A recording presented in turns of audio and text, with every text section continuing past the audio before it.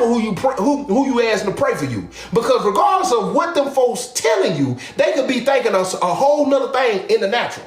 Them folks can be asking you, hey, what's the situation? Can I pray for you? You can tell them the situation because they don't believe in the Most High the way you believe in the Most High. They'll tell you something out of their mouth that their heart ain't lined up with. And if their heart ain't lined up with it, guess what? They prayer will never make it up there. Because they already done said in themselves that ain't going to work out. Ain't no way that's going to happen. That's the same way when I was sitting in there, when I was fighting that case, going on, whatever was going on, taking full responsibility in my heart, also confessing it with my mouth. I understood that. But for me to sit there and be asking other people to do that, when they looking at the circumstance, they looking at what happened, they looking at the paperwork, when they send their prayers up, they saying it ain't gonna work. You know why? Because they already saying it's over. Because they ain't believing in the supernatural, they believing in the natural.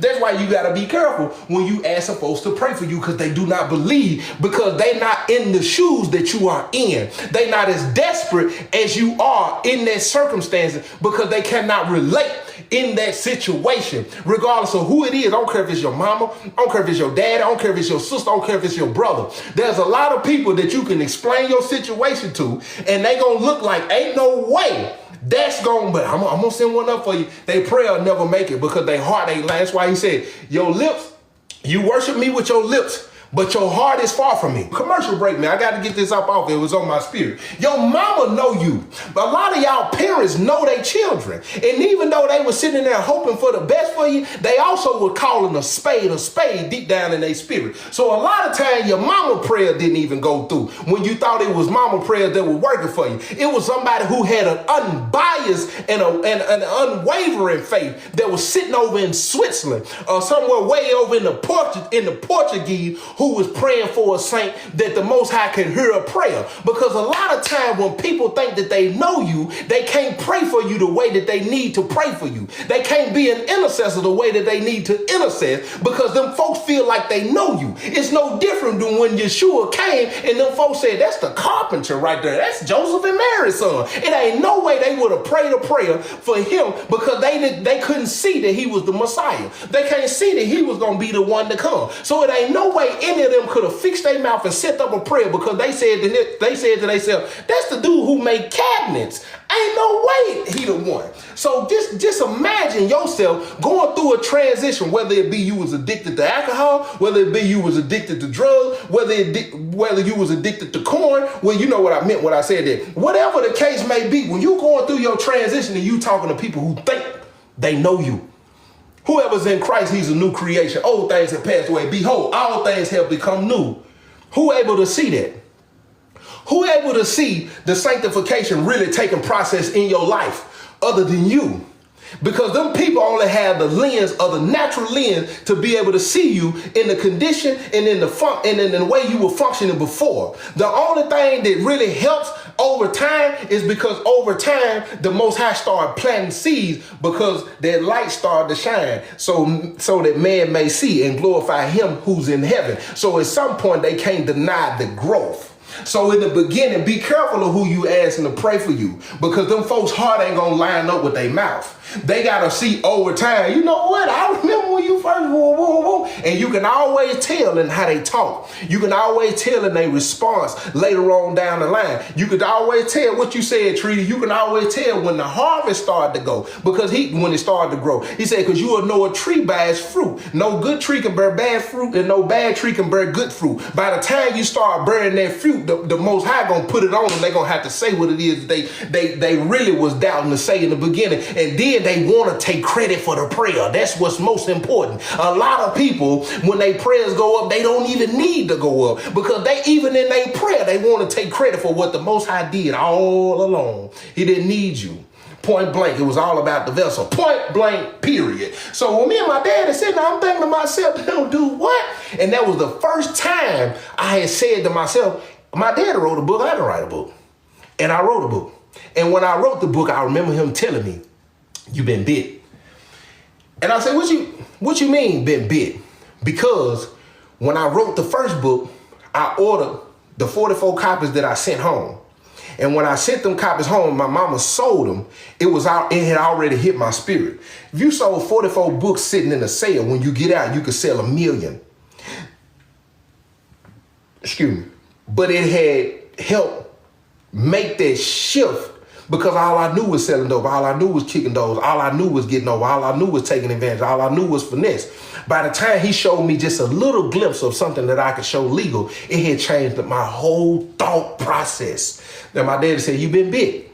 And so I understand what that mean now. A lot of times people need to see the results so they can see that it's possible. It's no different than when somebody trying to get fit and they go to the gym and they see the first cut in their arm, or they see the first ab, or they get on the scale and they see that they done lost 10, 15 pounds. You've been bit and now you want to consistently do it. It's no different than when you get when it comes to entrepreneurship, when you start and you trying to go, you like, man, I can't get support. I did, my family ain't doing this, and ain't nobody giving me advice. Ain't nobody teaching me the game. Boom, boom, boom. But when the Most High step in, because all of them people ain't meant to do that, because he's meant to get the credit. But when the Most High step in and he show you that and you get bit, what you gonna see is, no.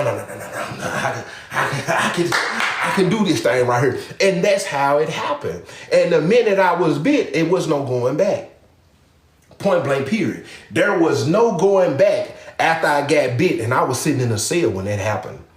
I was sitting in a cell. It took the Most High to show me. He said, have a mustard seed.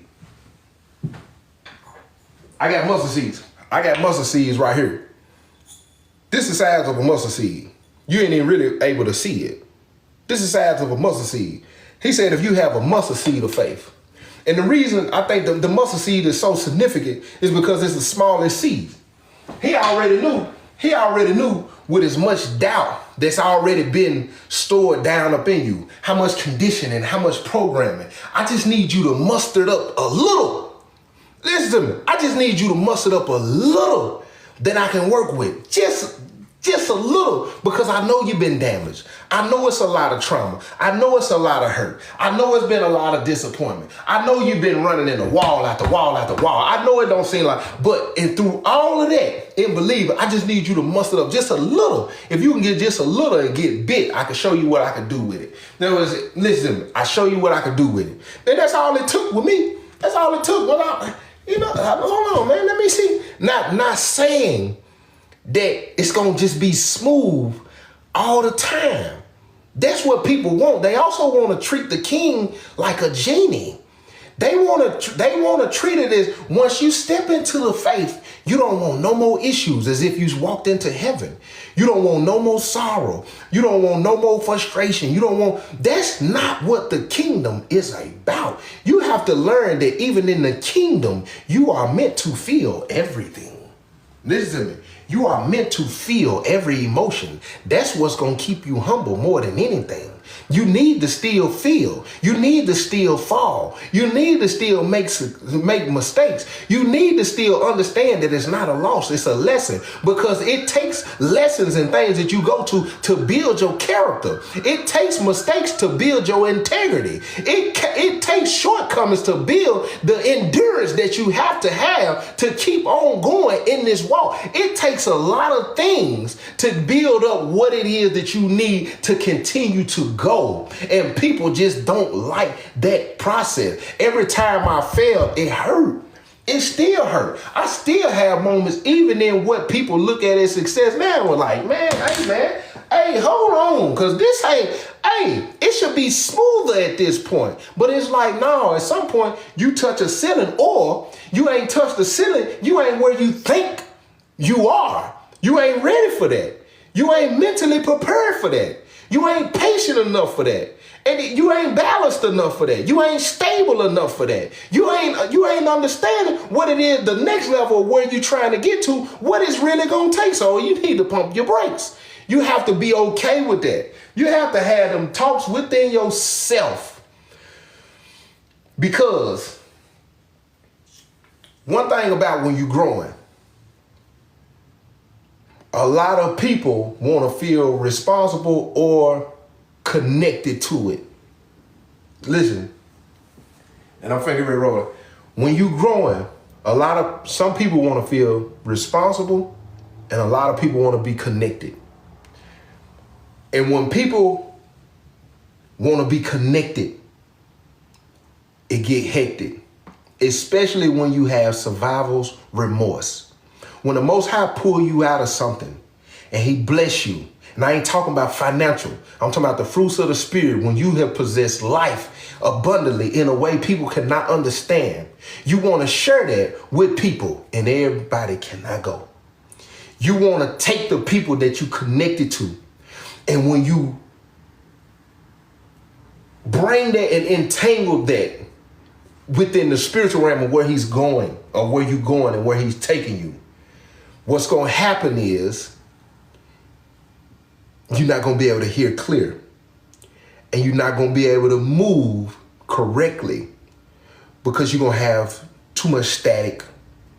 You're going to have too many tugs and pulls, to the point of where now the enemy done crept in and he's distracting you from where you really need to be going, how you really need to do it, how you really need to budget, how you really need to pump the brakes on this, how you really need to sit and be still. Because now everybody who is connected is talking.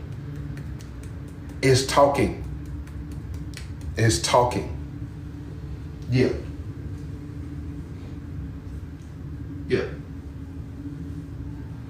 And that's it.